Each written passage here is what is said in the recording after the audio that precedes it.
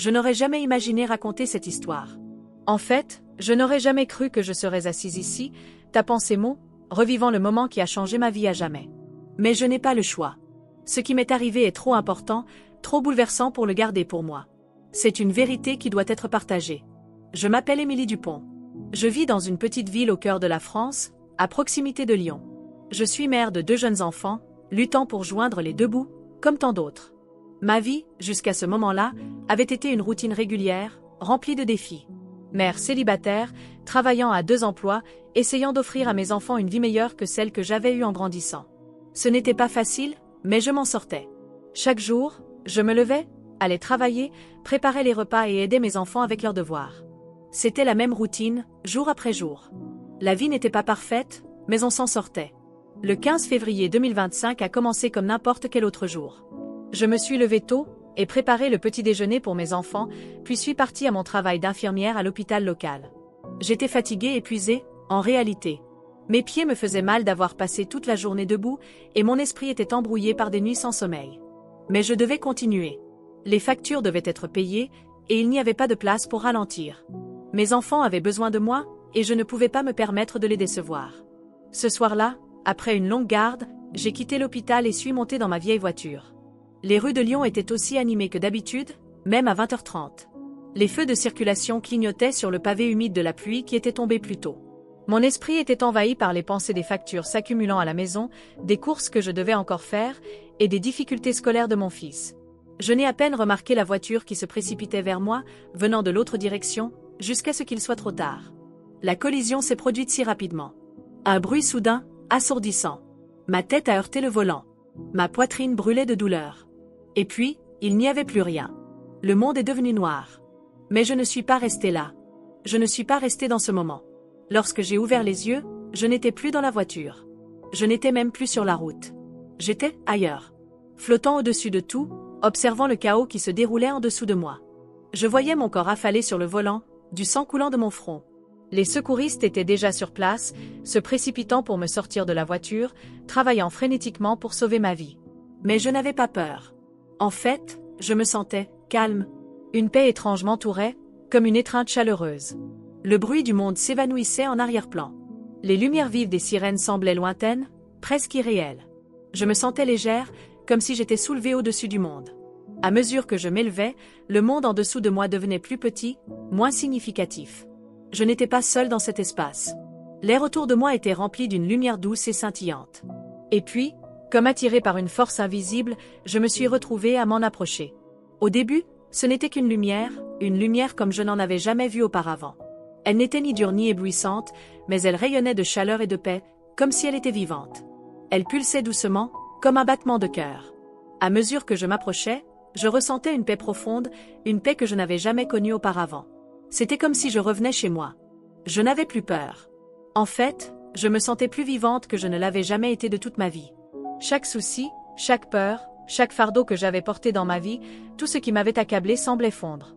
À sa place, il n'y avait que de la paix, une paix profonde et inébranlable qui remplissait tout mon être. Je ne savais pas ce que cet endroit était, mais je savais que j'étais censée être ici. Et puis, juste au moment où je pénétrais dans la lumière, tout a changé. Soudainement, le bruit du monde, la confusion, le chaos, tout a disparu. Je me tenais dans un espace qui semblait éternel. Un endroit où le temps n'existait pas. Ce n'était pas seulement la lumière qui m'entourait maintenant. C'était quelque chose de plus, quelque chose de vivant, quelque chose de vibrant. La lumière n'était pas juste une source d'illumination. C'était une présence, une force qui semblait respirer, vivre, m'accueillir. Les larmes montaient dans mes yeux alors que je me tenais là, submergée par la beauté et la sérénité de cet endroit. Je ne comprenais pas tout, mais je n'avais pas besoin de comprendre. Je me sentais chez moi. C'était comme si l'air que je respirais était pur, rempli d'amour, de chaleur et d'une vérité non dite qui se déposait profondément dans mon âme. Et puis, je l'ai entendu. Une voix. Pas seulement dans mes oreilles, mais au plus profond de mon être. Une voix si puissante, et pourtant si douce, remplie d'amour et d'autorité. Dès que je l'ai entendue, j'ai su qui c'était. Émilie. Sa voix résonnait dans mon âme. Un nom, mon nom, prononcé avec tant d'amour, tant de tendresse. Je sentais les mots résonner en moi, comme si c'était la vérité même de ce que j'étais. Mon cœur a fait un bond, et dans cet instant, j'ai su. C'était lui. La présence que j'avais ressentie, l'amour qui m'entourait, tout devenait clair maintenant. C'était Jésus. Si vous vous sentez touché par cette histoire, j'aimerais vous inviter à faire partie de notre communauté. Si vous souhaitez être mentionné dans notre prochaine vidéo, laissez simplement un commentaire avec votre nom et votre ville, et appuyez sur le bouton j'aime. C'est une petite façon de se connecter, et croyez-moi, il y a quelque chose de puissant dans le fait de voir votre nom partagé avec les autres dans cette communauté. Vous ne savez jamais, vous pourriez obtenir une mention spéciale dans notre prochaine vidéo. J'ai hâte d'avoir de vos nouvelles et de partager ce voyage ensemble. N'oubliez pas de vous abonner aussi, et rejoignez-nous pour plus d'histoires qui pourraient changer votre vie. Le moment où j'ai entendu sa voix, j'ai ressenti quelque chose se transformer en moi. C'était comme si le noyau même de mon être avait été réveillé, et tout ce qui avait semblé important dans ma vie jusqu'alors apparaissait soudainement lointain, presque insignifiant. J'avais vécu une vie pleine de luttes, d'inquiétudes et de chaos constants, mais ici, en ce moment, je ne ressentais rien de tout cela. Au contraire, je ressentais une calme absolue, comme si j'étais sortie de la tempête pour entrer dans son œil, là où tout est calme et paisible. Jésus se tenait devant moi, sa présence écrasante dans sa beauté et son amour. Il ne me parlait pas seulement avec des mots, mais avec une connaissance, une communication profonde qui allait au-delà du langage. Je le comprenais sans qu'il n'ait besoin d'expliquer quoi que ce soit. L'amour dans ses yeux était indescriptible, et cela me remplissait d'une chaleur que je n'avais jamais connue. Il y avait quelque chose de tellement profond dans son regard, quelque chose qui parlait au tréfonds de mon âme. « Viens à moi », dit-il à nouveau, sa voix douce comme un murmure porté par le vent. Je fis un pas en avant, attiré par une force plus puissante que tout ce que j'avais vécu. En m'approchant de lui, le monde autour de moi sembla se transformer. La lumière dorée qui m'entourait semblait s'intensifier, devenant plus vibrante, plus vivante. C'était comme si la lumière elle-même respirait, pulsait avec la vie. À mesure que je me rapprochais de Jésus, je ressentais un sentiment d'émerveillement, un respect que je ne pouvais expliquer. Il y avait un poids dans sa présence qui faisait tout le reste paraître minuscule en comparaison.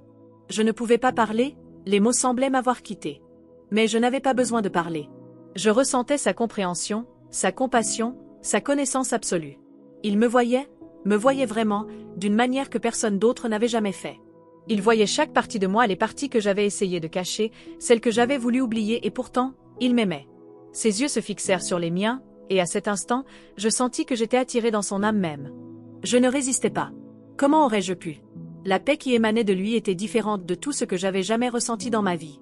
C'était une paix qui s'installait profondément en moi, une paix qui rendait tout le bruit du monde si lointain, si insignifiant. Pourquoi suis-je ici? Je trouvai finalement ma voix, la question échappant avant même que je n'y réfléchisse. Jésus sourit, un sourire doux et compréhensif, et fit un pas vers moi.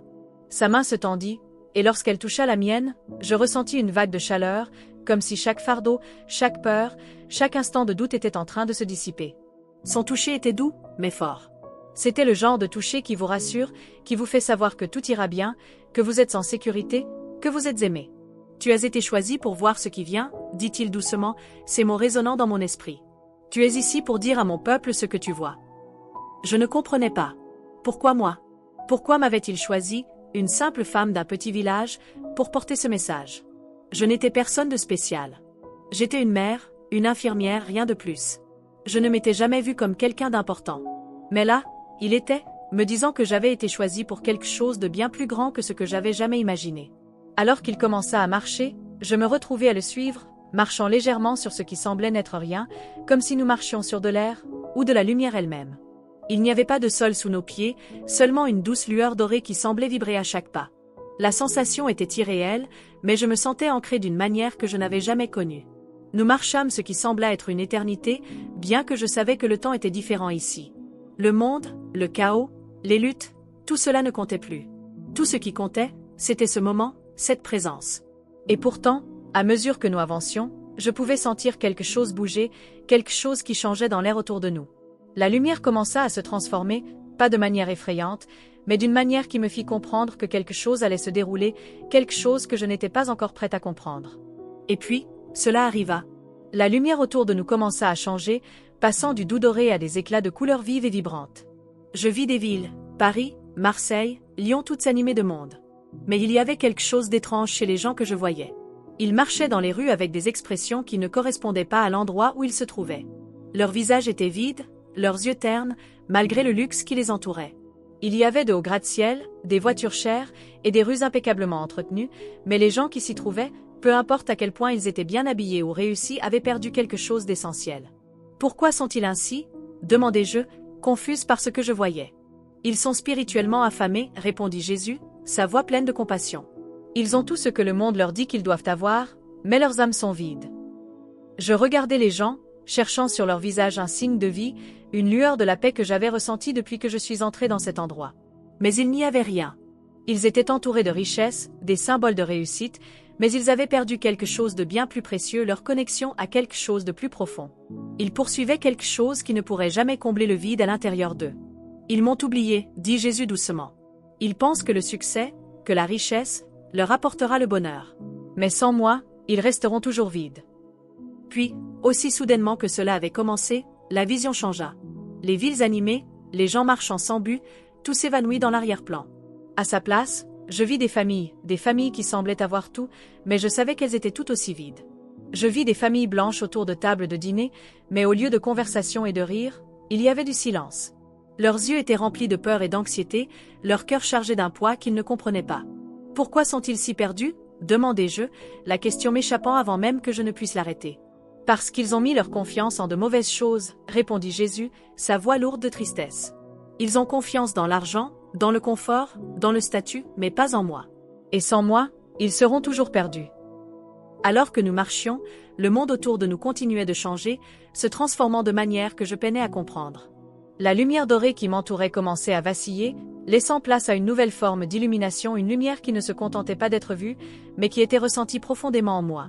Ce n'était plus seulement la lumière qui comptait ici, c'était ce qu'elle représentait.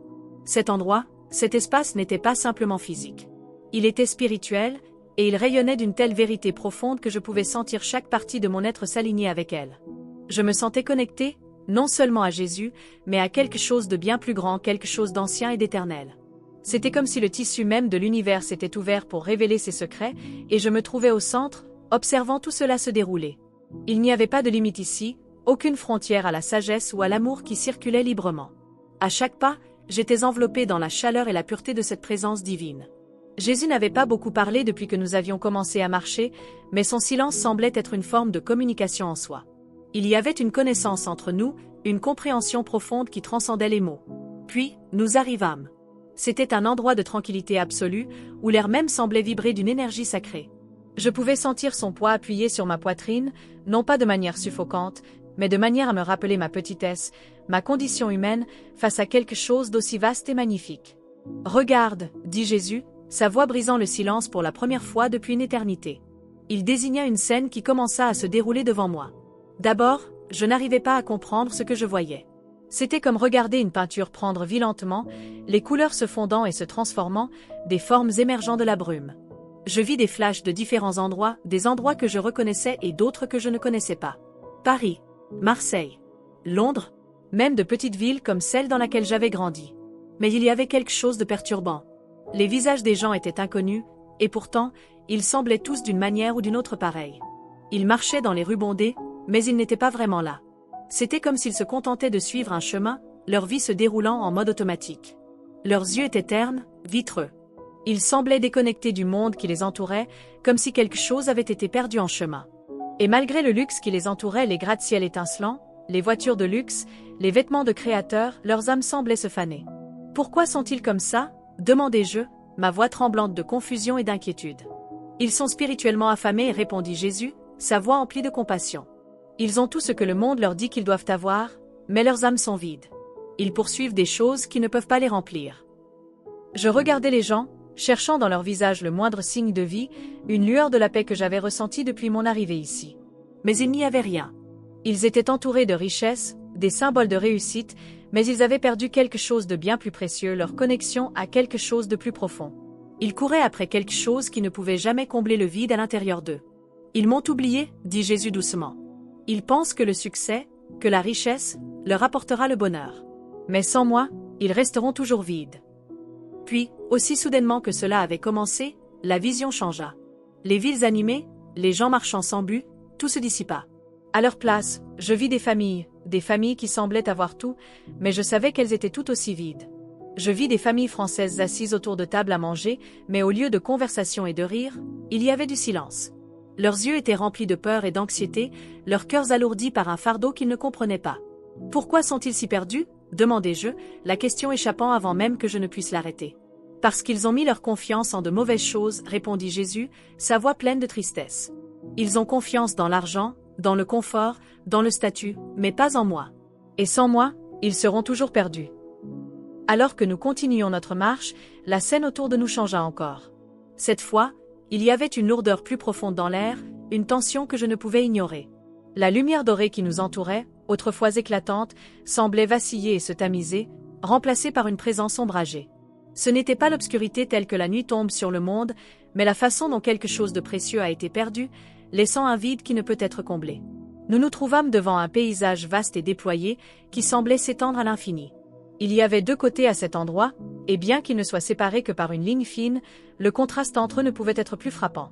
D'un côté, il y avait de grands bâtiments majestueux, scintillant au loin, entourés de jardins luxuriants et de rues animées remplies de gens. Pourtant, malgré la vivacité de la scène, je pouvais sentir un vide dans l'air. Les gens ici étaient occupés, marchant avec un but, mais leurs visages étaient privés de lumière. C'était comme si le tumulte de leur vie avait englouti leurs âmes, les laissant spirituellement stériles. De l'autre côté de cette ligne, il y avait des gens qui semblaient vivre dans un confort bien plus modeste. Les bâtiments étaient plus petits, les rues plus tranquilles, mais les gens, ils étaient différents. Ils marchaient lentement, avec un sentiment de paix dans leur cœur, malgré leur lutte. Ils portaient des fardeaux, oui, mais ils semblaient les porter avec une force qui venait de quelque part au-delà de ce monde. Leurs yeux n'étaient pas ternes. Ils brillaient de lumière, de quelque chose que l'on ne pouvait voir avec les yeux humains, mais qui ne pouvait être ressenti que par l'esprit.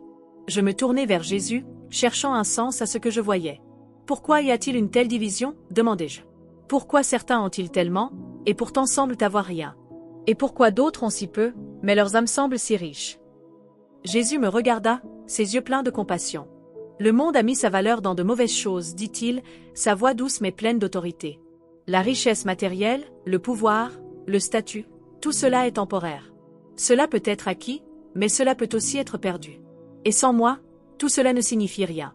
Mais ceux qui me cherchent, ceux qui comptent sur ma grâce, trouveront une paix que le monde ne peut offrir. » Je regardais les gens au loin, essayant de comprendre la division. Les gens dans les bâtiments somptueux, entourés de luxe, semblaient avoir tout ce que le monde promet pour apporter le bonheur. Mais leurs yeux, leur cœur, il n'y avait rien là. C'était comme s'ils marchaient à travers la vie avec un masque, prétendant que tout allait bien, quand au fond, ils étaient spirituellement affamés. Ils avaient oublié la vérité. Mais ensuite, je vis les autres, ceux qui vivaient dans des maisons modestes, qui n'avaient pas les conforts que beaucoup d'entre nous tenons pour acquis. Ces gens portaient un poids, oui, mais c'était différent. C'était comme s'ils avaient appris à compter sur quelque chose qui venait au-delà d'eux-mêmes, au-delà de leurs circonstances. Ils avaient trouvé une paix, une richesse spirituelle qui ne pouvait être mesurée par les normes du monde. Ne le voient-ils pas ? Demandai-je, mon cœur se serrant pour ceux qui étaient tellement perdus dans leur quête de succès et de richesse. Ils sont aveuglés, répondit Jésus, sa voix remplie de tristesse. Ils ont été trompés en pensant que les choses de ce monde satisferaient leurs âmes. Mais elles resteront toujours vides. Ils doivent me chercher, tourner leur cœur vers la vérité. Je ressentis un profond sentiment d'urgence s'élever en moi, un désir de rejoindre ces gens, de les aider à comprendre ce qui leur manquait. La division entre eux et les autres semblait si vaste, si impossible à franchir. Mais je savais qu'en ouvrant les yeux, s'ils pouvaient voir au-delà du monde matériel et percevoir la vérité de la lumière, il y avait de l'espoir. Il y avait toujours de l'espoir. Et puis, quelque chose changea en moi. Je compris. Ce n'était pas seulement une question de riches contre pauvres, ou de ceux qui ont contre ceux qui n'ont pas. C'était quelque chose de plus profond, quelque chose de spirituel. Il s'agissait de reconnaître le vide dans nos âmes et de réaliser qu'en se tournant vers Jésus, en embrassant son amour et sa grâce, nous pourrions être véritablement remplis. Tout le reste, la richesse, le statut, les possessions n'étaient qu'une illusion. Alors que la vision s'estompait, je restais avec un profond sentiment de paix, mais aussi une responsabilité immense. C'était le message que j'étais censé partager. C'était la vérité qui m'avait été révélée, et maintenant, je devais la porter au monde. Si vous êtes touché par ce message, je vous invite à rejoindre notre communauté. Laissez un commentaire avec votre nom et votre ville, et vous aurez peut-être l'honneur d'une mention spéciale dans notre prochaine vidéo. C'est une belle façon de faire partie de cette aventure, et j'aimerais vous voir mis en avant. N'oubliez pas de liker cette vidéo et de vous abonner à notre chaîne pour rester connecté et continuer ce voyage ensemble. Votre participation compte beaucoup pour nous et aide à partager ce message d'espoir et de lumière avec plus de personnes. L'air autour de moi semblait différent maintenant, plus lourd, empreint d'un sens d'attente palpable. Je pouvais sentir le changement avant même de le voir, comme si le monde retenait son souffle, attendant que quelque chose se dévoile. Et puis cela arriva. Nous n'étions plus dans cet endroit paisible de lumière qui m'avait accueilli plus tôt. À la place, je me retrouvais plongé dans ce que je ne pouvais décrire que comme une vision de l'avenir. Ce n'était pas juste une image, c'était une expérience. Cela semblait réel, comme si je marchais à travers le temps, observant ce qui allait arriver, et le poids de cela pesait sur moi comme une tempête dont je ne pouvais échapper. Je voyais le monde d'une manière que je n'avais jamais vue auparavant. Les villes qui avaient été autrefois pleines de vie étaient maintenant plongées dans l'obscurité, s'effondrant sous le poids du chaos. Il n'y avait ni lumière vive, ni rues animées, ni rire ni conversation. Il y avait juste du silence, un silence profond et dérangeant. Les gens étaient rassemblés dans les rues, mais ils ne se parlaient pas. Ils se contentaient d'exister, se déplaçant d'un endroit à l'autre sans but, leurs yeux vides. L'atmosphère était épaisse, oppressante. C'était comme si la lumière s'était tamisée, ne laissant que des ombres derrière elle. La peur était palpable. Il y avait un sentiment que quelque chose était terriblement mal, et personne ne savait comment y remédier. Je regardais autour de moi, le cœur battant. « Qu'est-ce que c'est » demandai-je, ma voix tremblante devant l'ampleur de ce que je voyais. « C'est ce qui va arriver » répondit Jésus, sa voix calme mais emplie d'une tristesse que je sentais jusque dans mes os. « Les systèmes du monde s'effondreront. Les choses en lesquelles les gens ont placé leur confiance s'effondreront, et ils seront laissés à chercher des réponses. » Je voyais maintenant plus clairement. Les gouvernements se désintégraient. Les banques s'effondraient. Les gens perdaient tout ce pourquoi ils avaient travaillé si dur, et ils ne savaient pas vers qui se tourner. Les villes autrefois animées étaient maintenant désertes, vides, comme si le cœur même de la société avait été arraché. « Pourquoi cela arrive-t-il » demandai-je, ma voix à peine plus qu'un murmure. « Que devons-nous faire » Jésus ne répondit pas immédiatement. Au lieu de cela, il me fit signe de le suivre. Nous avancions dans la vision, témoignant de la dégradation du monde. Je vis des familles déchirées, des amis retournés les uns contre les autres, des communautés divisées. La peur avait saisi le cœur de tous. Personne ne savait à qui faire confiance, personne ne savait où aller. Je vis des gens chercher refuge dans les systèmes auxquels ils avaient toujours fait confiance, gouvernements, institutions, richesses matérielles, mais ils étaient accueillis par rien. Des promesses vides. Des systèmes brisés. Ils avaient bâti leur vie sur ces choses, et maintenant ils se retrouvaient avec rien d'autre que du désespoir. « C'est en train d'arriver maintenant » dit Jésus doucement. Ils ont mis leur confiance dans les mauvaises choses. Et lorsque ces choses échoueront, ils n'auront plus rien auquel se raccrocher. Le poids de ces paroles flottait dans l'air, et je sentais mon cœur se serrer. Je savais ce qu'il disait. Ce n'était pas seulement la chute du monde matériel, c'était un vide spirituel profond qui avait envahi le cœur de tant de gens, les menant sur une voie de destruction. Alors que la vision continuait, je vis quelque chose qui me secoua jusqu'au plus profond de mon être. Les gens se voyaient offrir un choix qui définirait leur avenir. Un nouveau système était introduit, un système qui promettait sécurité et stabilité au milieu du chaos. Mais il y avait un piège. Un prix à payer. Les gens étaient invités à renoncer à leur liberté en échange d'un semblant de contrôle sur leur vie. Ils seront trompés, dit Jésus, sa voix lourde de tristesse. C'est ainsi que l'ennemi les piégera. D'abord, par la peur. Puis, par le contrôle. Je vis le moment où le choix fut fait. Les gens, désespérés de paix et de stabilité, acceptaient volontairement le nouveau système. Ils croyaient que c'était la solution à leurs problèmes, la réponse au chaos. Mais en réalité, c'était un piège, une manière pour l'ennemi de les dépouiller de leur liberté, de leur identité et de leur connexion avec Dieu. Ce n'est pas la voie, dit Jésus. L'ennemi utilisera la peur pour les contrôler, mais ceux qui choisissent de m'accueillir trouveront une paix véritable. Le monde échouera, mais je ne faillirai jamais. La vision commença à s'estomper, et je sentis mon cœur battre fort dans ma poitrine. Le poids de ce que j'avais vu était accablant. Je savais que c'était le message que j'étais censé porter. Le monde s'engageait sur une voie dangereuse, et les gens avaient besoin d'entendre la vérité avant qu'il ne soit trop tard. Lorsque la vision disparut complètement, je me retrouvai dans le calme, entouré à nouveau de la chaleur de la lumière. Mais cette fois, je ne ressentais pas la paix que j'avais ressentie auparavant. Je ressentais l'urgence du message que j'avais été témoin. Le monde était perdu, mais il restait de l'espoir. Il restait du temps pour ceux qui se tournaient vers Dieu et cherchaient sa guidance. Je savais ce que je devais faire. Je devais partager ce que j'avais vu, avertir les autres avant qu'il ne soit trop tard. Alors que je me tenais là, dans la lumière, sentant le poids de tout ce que l'on m'avait montré, l'urgence du message devenait accablante. Ce n'était pas seulement le monde qui était en danger, c'était l'âme même de l'humanité qui était en péril. Plus je comprenais le message, plus il devenait évident que ce n'était pas simplement une question de survie physique, il s'agissait de survie spirituelle. Les gens étaient attirés dans un faux sentiment de sécurité, croyant que leur richesse, leur possession, leur statut social pouvaient les protéger. Mais en réalité, tout cela les éloignait de la vérité. Jésus se tourna vers moi, ses yeux remplis de tristesse et de compassion. Il m'avait montré le chaos, la désintégration des systèmes, la peur qui s'était emparée des cœurs des gens. Mais maintenant, il me montrait autre chose, quelque chose de bien plus dévastateur. Je pouvais sentir la présence de l'ennemi, tapi dans les ombres, attendant le moment propice pour frapper. L'ennemi agit de nombreuses manières, dit Jésus, sa voix lourde d'avertissement. Il trompe, il divise, et il distrait. Sa plus grande arme est la peur. La peur fait en sorte que les gens renoncent à leur paix, à leur liberté, à leur identité même. Mais il existe une autre force à l'œuvre, celle de mon amour. Et elle est plus forte que tout ce que l'ennemi peut faire. Je pouvais sentir la tension monter en moi. Le monde était en train de s'effondrer, mais il y avait encore de l'espoir. Il y avait toujours un moyen de s'en sortir. Ce n'était pas à travers les systèmes du monde, mais à travers la foi. Par la confiance en Dieu. Mais comment, demandai-je. Comment lutter contre cela? Comment nous protéger des mensonges et de la peur? Jésus sourit doucement, comme s'il attendait cette question. La bataille n'est pas contre la chair et le sang, dit-il. C'est une bataille spirituelle, et elle se gagne par la foi, en me tournant vers moi, en me remettant tout.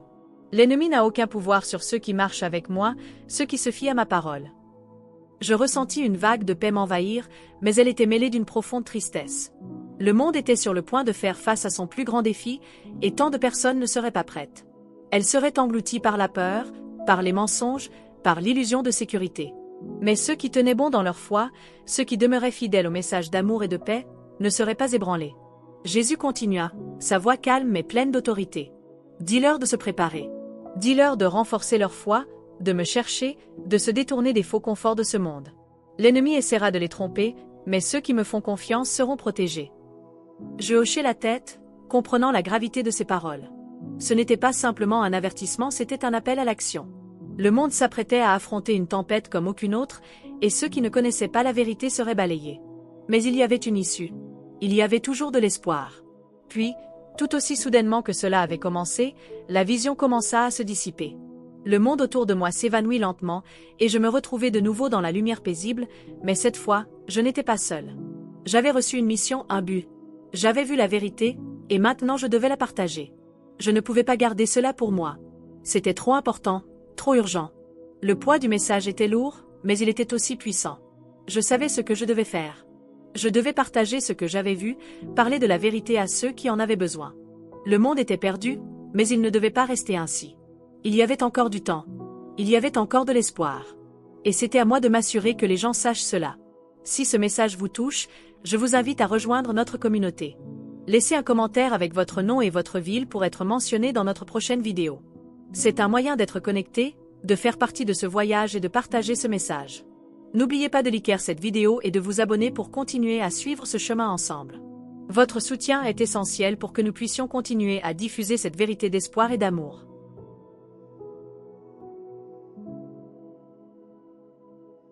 Lorsque la dernière de la vision se dissipa, je ressentis un étrange mélange de paix et d'inquiétude.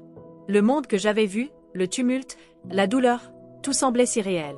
Et pourtant, au milieu du chaos, une lumière brillait à travers tout cela, une lumière qui ne s'éteignait jamais, peu importe à quel point le monde devenait sombre. Cette lumière, la vérité, l'amour de Dieu, c'était la seule chose qui resterait lorsque tout le reste se serait effondré. Je me retrouvais avec un profond sens de but, une mission pour porter le message que j'avais vu. Le monde était brisé, et tellement de gens étaient perdus, inconscients de la vérité qui pouvait les sauver. Mais ceux qui avaient la foi, ceux qui se tournaient vers Dieu, ils seraient protégés. Ils trouveraient la paix, même dans les moments les plus difficiles. Je pouvais sentir la présence de Jésus avec moi, toujours en train de me guider, toujours en offrant son amour et sa grâce. Il m'avait montré la réalité du monde, mais il m'avait aussi montré qu'il y avait de l'espoir. De l'espoir pour ceux qui se tournaient vers lui, de l'espoir pour ceux qui écoutaient, de l'espoir pour ceux qui cherchaient la vérité. La tempête approchait, mais ceux qui étaient ancrés dans la foi ne seraient pas ébranlés. En me tenant là, ressentant le poids du message, je savais que mon travail n'était pas terminé. Ce n'était pas la fin, c'était juste le début. J'avais vu ce qui allait arriver, et maintenant je devais le partager avec le monde. Je devais dire la vérité, aider les autres à voir au-delà de l'illusion, leur montrer qu'il y avait une issue. Mais il ne s'agissait pas seulement de ce que j'avais vu, il s'agissait de ce que nous pouvions faire ensemble. Chacun de nous a un rôle à jouer dans cela, Et ensemble, nous pouvons aider à guider les autres vers la lumière. Nous pouvons les aider à trouver la paix, l'amour, la vérité qui les portera à travers la tempête. Et cela commence par partager ce que nous avons appris, en marchant ensemble dans la foi, en nous fiant à la puissance de Dieu pour nous protéger. Ce message n'est pas seulement pour moi, il est pour nous tous. Et maintenant, il est temps pour vous de faire le prochain pas dans votre voyage. Je vous encourage à regarder la prochaine vidéo, où nous révélerons encore plus sur la façon de vous préparer et de rester fort dans les temps à venir. Cette prochaine vidéo sera révélatrice, et elle pourrait changer la façon dont vous voyez le monde. Il vous suffit de cliquer sur la vidéo qui apparaît maintenant à l'écran. Et avant de partir, assurez-vous de liker cette vidéo et de laisser un commentaire avec le mot Amen. En faisant cela, vous affirmez votre engagement dans ce voyage, en restant connecté et en recevant plus de bénédictions dans votre vie. Le voyage n'est pas terminé, et à chaque étape, nous marcherons ensemble. N'oubliez pas, votre soutien en likant et en vous abonnant nous aide à continuer de partager ce message important. Ensemble, nous pouvons faire une différence. Merci de faire partie de cette communauté. Si ce message vous touche et que vous ressentez l'appel, nous vous invitons à faire partie de notre communauté. Laissez un commentaire avec votre nom et votre ville, et vous pourriez être mentionné dans notre prochaine vidéo. C'est un moyen de se connecter, de faire partie de ce voyage et de partager ensemble cette vérité. N'oubliez pas de liker cette vidéo et de vous abonner pour continuer à suivre ce chemin ensemble. Votre soutien est essentiel pour que nous puissions continuer à diffuser cette vérité d'espoir et d'amour.